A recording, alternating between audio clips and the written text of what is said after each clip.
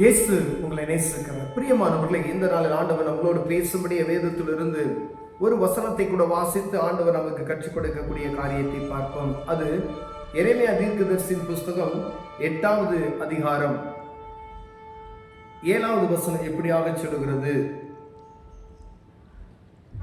ஆகாயத்தில் உள்ள நாரை முதலாய் தன் வேலையை அறியும் காட்டுப்புறாவும் கொக்கும் தகைவிலான் குருவியும் தங்கள் வரத்தக்க காலத்தை அறியும். என் ஜனங்களோ கர்த்தரின் நியாயத்தை அறியார்கள் என்று கர்த்தர் உரைக்கிறார் என்று சொல். பிரியமானவர்களே, ஆகாயத்தில் உள்ள நாரை முதலாய் தன் வேலையை அறியும் காட்டுப்புறாவும் கொக்கும் தகைவிலான் குருவியும் தாங்கள் வரத்தக்க காலத்தையும் என் ஜனங்களோ, இந்த மிருகங்க பறவைகள் எல்லாம் ஆண்டவருடைய வருகையை அறியும். என் ஜனங்களோ கர்த்தரின் நியாயத்தை அறியார்கள் என்று கர்த்தர் உரைக்கிறார் என்று சொல் என்று தீர்க்கதரிசியின் மூலமாய், எரேமியா தீர்க்கதரிசியின் மூலமாய் உரைக்கிற சத்தம். பிரியமானவர்களே, ஒரு மிருகமானது மேல பாருங்க, கொக்கு நாரை இது கூட ஆண்டவருடைய சத்தத்தை அறியும், அவருடைய நாளையை அறியும் என்று வேதம் சொல்லுகிறது. என் ஜனங்களோ அவருடைய நியாயத்தை குறித்து அறியாது இருக்கிறார்கள் என்று சொல்லி அவர் தீர்க்கதரிசியிடம் சொல்லுகிறதை பார்க்கப்படுகிறது. தீர்க்கதரிசி சொல்றார், என் ஜனங்கள் இப்படி இருக்கிறாங்களே அப்படின்னு சொல்லி. எங்கும் சுவிசேஷம் பிரசங்கிக்கப்படுகிறது.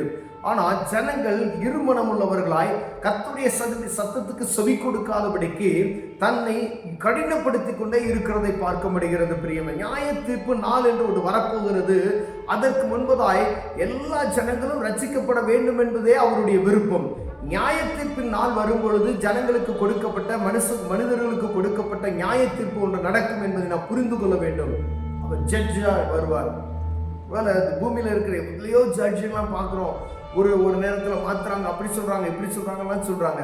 ஒரு வானத்தையும் பூமியும் படைத்தவர், அவருடைய நீதி எப்படி இருக்குன்னு சொல்லி அவருடைய வருகையில தான் தெரியும். பாருங்க, வானத்தை எப்படி உருவாக்கினார், உருவாக்கின தெய்வத்தை குறித்து நம்ம ஆராய்ச்சி செய்ய முடியுமா? ஆராய்ச்சி செய்யணும். வேணா வானத்தை வேணா நம்ம ஆராய்ச்சி செய்யலாம். அவைகள் அவர் உருவாக்கின ஒவ்வொரு பொருளையும் அவர்கள் ஆராய்ச்சி செய்யலாம். இப்படியெல்லாம் இருக்குது, அவர்களால் வியக்கத்துக்கு இப்படி இருக்கு. சூரியனை தூக்கி ஒரு அந்தரத்தில் வைத்திருக்கிறாரு.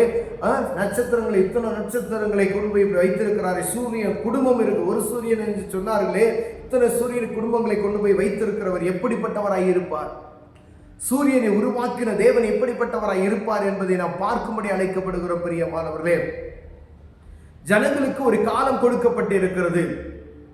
பாருங்க, அவர் சொல்ற, ஆகாயத்துள்ள நாரை முதலாய் தன் வேலையை அறியும் காட்டுப்புறாவும் கொக்கும் தகைவலான் குருவியும் தங்கள் வரத்தக்க காலத்தை அறியும். ஆனா என் ஜனங்களோ நியாயத்தை அறியாதபடி இருக்கிறார்களே அப்படின்னு சொல்லி. ஆண்டவர் இந்த பூமிக்கு வந்தது நோக்கம், நமக்கு ஒரு வாய்ப்பு. ஒரு மிருகத்துக்கு எல்லாத்தையும் ஆண்டவர் படைத்தார், ஒரு பிராணி எல்லாத்தையும் ஆண்டவர் தான் படைத்தார். ஆனால் மனுஷனை விசேஷமாய் அவருடைய சாயலாய் படைத்தார் என்று வேதம் சொல்லுகிறது. பிரியமானவர்களே, இங்கு சொல்லப்படுகிறது, அவருடைய நியாய தீர்ப்பு நாளை நாம் மறந்து போய்விட்டோம் என்று சொல்லப்படுகிறது. நியாய தீர்ப்பு நாளில் வருவதற்கு முன்பாய் தப்பித்துக் கொள்வதற்கு ஒரு வகை நமக்கு ஆண்டவர் கொடுத்திருக்கிறார், ஒரு வழியை காண்பித்திருக்கிறார். அதுதான் இயேசு கிறிஸ்துவின் ரத்தம் சகல பாவங்களை நீக்கி நம்மை சுத்திகரிக்கும் என்று வேதம் சொல்லுகிறது. பிரியமானவர்களே, ஆண்டவராக இயேசு கிறிஸ்து இந்த பூமிக்கு வந்ததின் நோக்கம் நியாய தீர்ப்பு நாளிலே நாம் தப்பித்துக் கொள்ளும்படியால், பாவத்துல சிக்குண்டு ஏதோ ஒரு காரியத்தில் நாம் அடிமைப்பட்டு கிடக்கிறோமே, இந்த அடிமைத்தனத்தில் நாம் விடுவிக்கப்படும்படியால் இயேசு கிறிஸ்து என்ற நாமம் நமக்கு கொடுக்கப்பட்டு இருக்கிறது. பிரியமானவர்களே, இந்த நாமம் என்று ஒருவன் பரலோகத்துக்குள் வர முடியாது என்று ஆண்டவர் சொல்கிறார். என்னை அன்றி ஒருவன் எங்க போக முடியாது? பரலோகத்துக்கு போக முடியாது. என்னை கண்டவன் என்னை பிதாவை கண்டான் என்று வேதம் சொல்கிறது. அப்ப அவருடைய ரத்தத்தினால நாம் கழுவப்பட்டு இருப்போமே, ஆனால் மூழ்கி ஞானஸ்தானம் எடுக்கிறது அவர் ரத்தத்தினால கழுவி புது மனிதனாக பிறக்கிறோம் என்கிற அந்த அர்த்தம் அதுதான். நம்ம பாவத்தை நம் மனதார விட்டு நான் மூழ்கி அப்படியே மறுபிறப்போடு வருகிறேன் என்ற ஒரு உணர்வு நமக்குள் காணப்படும் பொழுது அந்த நியாயத்திற்கு நாளுக்காய் நாம் ஆயத்தமாய் இருக்கிறோம் என்பதை புரிந்து கொள்ள வேண்டும். ஒருவேளை இதற்கு முன்பதாக நாம் எப்படி வேணாலும் பூமியில வாழ்ந்து கொள்ளலாம் என்று சொல்லி காலத்தை அறியாதபடிக்கு வேதம் சொல்லுகிறது போல என் ஜனங்களோ நியாயத்தை அறியாதபடி இருக்கிற ஜனங்களாய் இருக்கிறார்கள் என்று சொன்ன அந்த வார்த்தை அப்படி நமக்கு அப்படி இருப்போமையானால் நியாயத்திற்கு ஒரு நாள் வரும். ஏன்னா மனுஷகுமாரனுடைய காலத்தில், நோவாவினுடைய காலத்தில் எப்படி அப்ப நடக்கப்படுதோ இதே போல மனுஷகுமாரனுடைய காலத்தில் நடக்கப்படும் என்று வேதம் சொல்லுகிறது. நியாயத்திற்கு எப்போ வரும் நமக்கு தெரியாது. ஒரு நொடி பொழுதுல மேக வெடிப்பு என்று சொல்லுகிறார்கள். ஒரு 300 பேரை காணா அப்படின்னு சொல்றாங்க. எங்க போயிட்டாங்க? வேக வெடிப்புன்ற ஒரு காரியத்தை நம்ம இதுக்கு முன்பதாய் கேட்டதில்லைல்ல. திடீர்னு ஒரு இடத்துல கேரளாவில் நடந்துச்சு. ஒரு பட்டணத்தையே ஒரு பகுதியவே அப்படியே அள்ளி கொண்டு போய் விட்டது பிரியமானவர்களே. அதற்கு பிசாசானவன் கெர்ச்சிக்கிற சிங்கம் போல எவனை விழுங்கலாம் என்று தேடி சுத்தி ஒரு ஜன கூட்டத்தை அவனுக்காய் பாதாளத்துக்காய் ஆயத்தம் பண்ணி கொண்டிருக்கிறான். ஆனா ஆண்டவர் எப்படியாவது என் ஜனங்கள் ரட்சிப்பின் அடைய பாவ மன்னிப்பின் நிச்சயத்தை பெற்றுக் கொள்வார்கள் என்று சொல்லி எங்கும் சுவிசேஷத்தை அறிவிக்கப்படுகிறது. இயேசு கிறிஸ்துவின் ரத்தம் என்னுடைய பாவங்களை மன்னித்து நான் பரிசுத்தமாய் மாற்றப்படுகிறேன் என்றது அந்த காரியத்தை நம்ம அறிந்து கொண்டோமையானா, பூமியில காணப்படுகிற இந்த காரியத்துக்கு நம்ம விட்டு விலகுவோமையானால், உலகப்புறமான காரியத்திலிருந்து விட்டு விலகுவோமையானால் இந்த நியாயத்தீர்ப்பு நாளை நம்ம அறிந்து கொள்ள முடியும் பிரியமான. ஒருவேளை எல்லா மனிதர்களைப் போல நாமும் எப்படி வேணாலும் வாழலாம் என்று வாழ முடியாது. இப்படிதான் வாழணும்னு சொல்லி ஆண்டவர் நமக்கு கற்றுக் கொடுத்திருக்கிறார். இப்படிதான் இருக்கணும்னு சொல்லி ஒரு நியாயப்பிரமாண புஸ்தகம் நமக்கு கொடுக்கப்பட்டு இருக்கிறது. இப்படிதான் இருக்கணும், இதை தான் செய்யணும், இதை செய்யக்கூடாது என்று வேதம் சொல்லி கொடுத்திருக்கிறது பிரியமானவரே. அதை மீறி வருகையை நாம் அறியாதபடிக்கு மனம் போல வாழ்ந்து கொண்டிருப்போமே.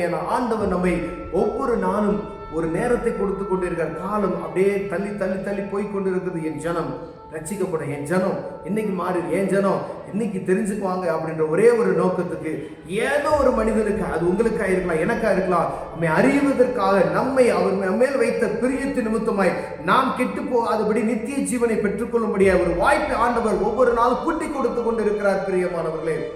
பலவிதமான காரியங்கள் நம்ம சொல்லணும். யாரையாவது குறை சொல்லிவிட்டு ஆண்டவரை நமக்கு அந்த ஒரு சாக்கு போக்கு சொல்லிவிட்டு தெய்வத்தை நாம் மறுதலிக்கிறது, அப்படிப்பட்டதான ஒரு காரியத்தை நாம் செய்து கொண்டு இருக்கிறோம். யாரோ செய்த ஒரு காரியத்துக்கு உங்களுக்கு ஆண்டவருக்கு உள்ள காரியத்தை ஏன் நீங்க தூரப்படுத்துறீங்க?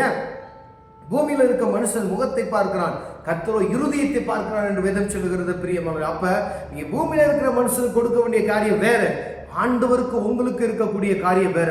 நியாயம் தீர்க்க போகிற ஒருத்தர் வரப்போகிறார் என்பதை அறிந்து கொண்டு அவருக்கு முன்பதாய் நாம் எப்படி நடக்க வேண்டுமோ அப்படி நடந்து நம்முடைய பாவங்களை கழுவி சுத்திகரித்து அவருடைய வருகைக்கு நாம் எதிர்நோக்கி இருக்கக்கூடியவர்களாய் நாம் காணப்படும்படி ஆண்டவர் உங்களோடும் என்னோடு பேசுகிறார் பிரியமானவர்களே. பாருங்க, நியாயத்தை அறியார்கள் என்று கர்த்தர் உரைக்கிறார். நியாயத்தை தீர்ப்பு வரப்போகிறது என்கிற ஒரு காரியத்தை நாம் அறிந்திருக்கோமானால் நாம் இந்த பெரிய ஒரு ஆபத்திலிருந்து நம்ம தப்பித்துக் கொள்ள முடியும் பிரியமானவர்களே. எந்த ஆபத்து நடந்தாலும் ஆண்டவர் தப்பித்துக்கொள்ள அவருடைய பிள்ளைகளை காக்க வல்லமையினோராய் இருக்கிறார். ஒருவேளை நாம் அதை அறியாதபடி இருப்போமேனால், நியாயத்தீர்ப்பு நாள் ஒன்று வரப்போகிறது தெரியாம இருப்போமேனால் வேத புத்தகத்தை வாசிப்போம், நியாயத்தீர்ப்பை அறிந்து கொள்வோம், அதுக்கான காரியத்தில் நம்ம சரியாய் நடந்து கொள்வோம். கண்களை மூடுவோம், ஜெபம் செய்வோம். அன்பின் தகப்பனே, நியாயத்தீர்ப்பு நாள் நெருங்குகிறது ஆண்டவரே. அதை குறித்ததான ஆண்டவரே அறிவு எங்களுக்கு பெருக கர்த்தர் உதவி செய்வீராக. தொடர்ந்து கரத்தில் ஒப்புக்கொடுக்கிறோம். இயேசுவின் நாமத்தில் பிதாவே, ஆமென்.